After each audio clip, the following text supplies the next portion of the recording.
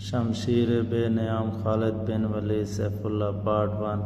کوئی مسافر عرب کے صحرا میں اکیلا چلا جا رہا تھا۔ 8 ہجری کے زمانے میں عرب کا وہ علاقہ جہاں مکہ اور مدینہ واقع ہے بڑا ہی خوفناک صحرا ہوا کرتا تھا، جلتا اور انسانوں کو جھسلاتا تھا۔ اور ایک تو سیر کی اپنی صحبتیں تھیں، دوسرا خطرہ رہزنوں کا تھا۔ مسافر قافلوں کی صورت میں سفر کرتے تھے، لیکن یہ مسافر اکیلا چلا جا رہا تھا۔ وہ اعلیٰ نسل کے جنگی گھوڑے پر سوار تھا۔ اس کی ذرہ گھوڑے کی زین کے ساتھ بندھی ہوئی تھی، اس کی کمر سے تلوار لٹک رہی تھی، اس کے ہاتھ میں برچھی تھی۔ اس زمانے میں مردوں کے قد دراز، سینہ چوڑے اور جسم گھٹے ہوئے ہوتے تھے۔ یہ اکیلا مسافر بھی انہی مردوں میں سے تھا، لیکن جس انداز سے وہ گھوڑے کی پیٹھ پہ سوار تھا بیٹھا تھا، اس کو پتہ چلتا تھا وہ شاہ سوار معمولی آدمی نہیں ہے۔ اس کے چہرے پر خوف کا ہلکا بھی تاثر نہیں تھا۔ رہزنوں سے اس کے لوٹ لیں گے، اس سے اتنی اچھی نسل کا گھوڑا چھین لیں گے اور اسے پیدل سفر کرنا پڑے گا۔ لیکن اس کے چہرے پہ جو تاثر تھا وہ قدرتی نہیں تھا۔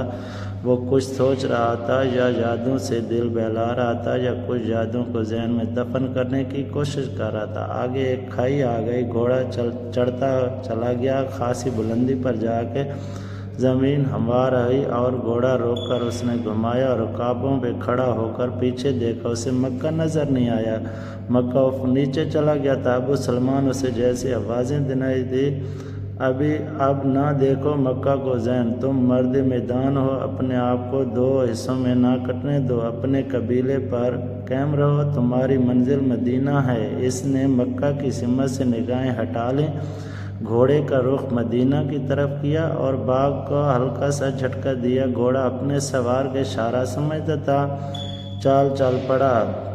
سوار کی عمر 43 برس تھی، لیکن اپنی عمر سے جوان لگتا تھا۔ سلمان اس کے بیٹے کا نام تھا، اس کے باپ کا نام ابو الولید تھا، لیکن سوار نے خالد بن ولید کے بجائے ابو سلمان کہلانا پسند کیا۔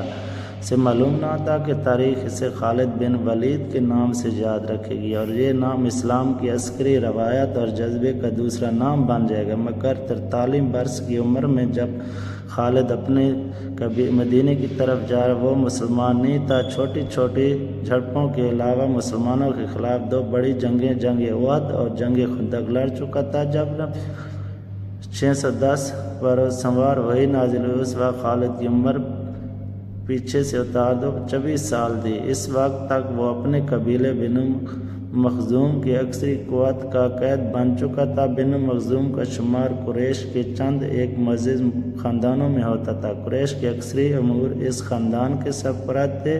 قریش خالد کے باپ الولید حکام اور فیصلے مانتے تھے۔ 24 برس کی عمر میں یہ حیثیت خالد کو بھی حاصل ہو گئی تھی، مگر اس حیثیت کو ٹھکرا کر خالد ابو سلمان مدینے کو جا رہا تھا۔ کبھی وہ محسوس کرتا جیسے اس کی ذات سے کوئی قوت اسے پیچھے کی گھسیٹ رہی ہو۔ جب قوت کے اثر کو محسوس کرتا تو اس کی گردن پیچھے کو مڑ جاتی، لیکن اس کی اپنی ذات سے ایک آواز اٹھتی، آگے دیکھ خالد، تو ولید کا بیٹا ہے تو ہے، لیکن وہ مر گیا، اور اب تو سلمان کا باپ ہے، وہ زندہ ہے۔ اس کے ذہن میں 2 نام ایک گئے، محمد رسول اللہ صلی اللہ علیہ وسلم کا نیا دین لے کر آئے تھے، اور الولید جو خالد کا باپ اور محمد منی میں ہم اور آپ ملی میں ایم کے نئے دین کا بہت بڑا دشمن خالد کے حوالے کر کے دنیا سے اٹھ گیا تھا۔ خالد کے گھوڑے نے پانی کی ملک میں اپنے آپ کو رٹ بدل لیا۔ قید خالد نے ادھر دیکھا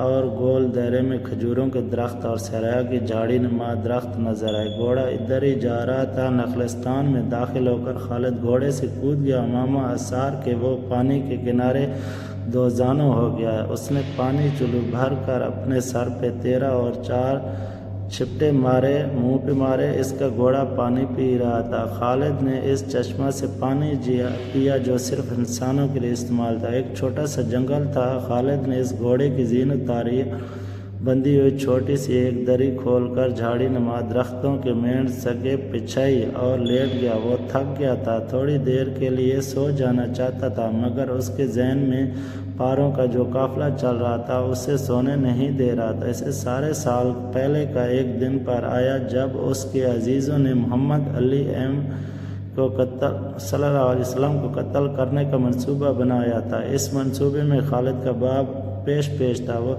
ستمبر 622 کا ایک رات تھی۔ قریش نے رسول اعظم کو سوتے میں قتل کرنے کے لیے ایسے آدمی چلے تھے جو انسانوں کے روح میں وحشی اور درندے تھے۔ حضرت خالد قریش نے سرکردہ خاندانوں کا جوان تھا اور اس کی عمر 27 سال تھی۔